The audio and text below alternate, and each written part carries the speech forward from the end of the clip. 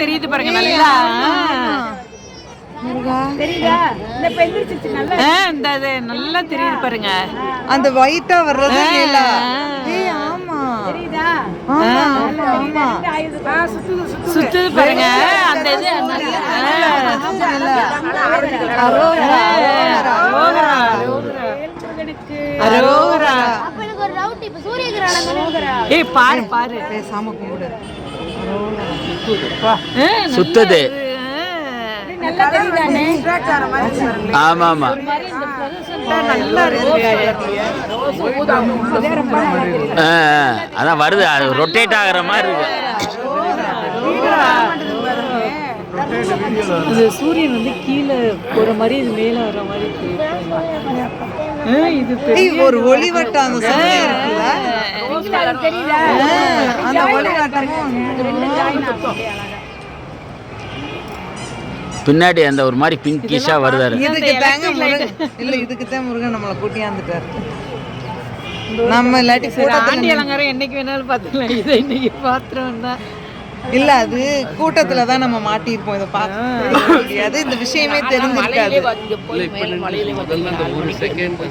ஒரு செகண்ட் அப்படி இது ஆச்சு அந்த பிங்கிஷா ரொட்டேட். நல்லா தெரியும். இப்ப நல்ல மேல வந்து நல்ல கிளியரா தெரியுது பாருங்க.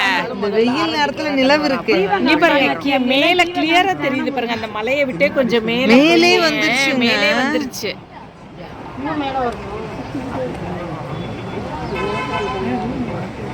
இவர் இப்ப மேலே நானும் அதான் சொல்றேன், கண்ணே கூசுது. அதுதான் கண்ணை பார்க்கணுங்க. அந்த ரேஸ் வரணும், சூரிய நமஸ்காரம்னு காலைல எழுந்துச்சா தானே 6 மணிக்கு சூரிய உதயத்தில் நமஸ்காரம். கண்ணுக்கு நல்லது, கண்ணு நல்லா தெரியும்.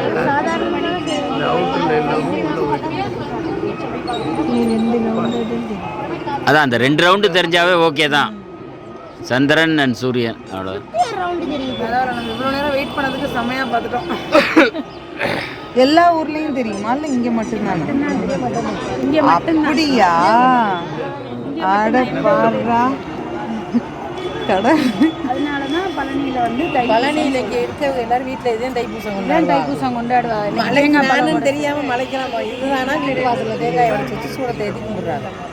அப்படியா? தேங்காய் உடைச்சு அப்ப கட்டாயம் வந்துரும்.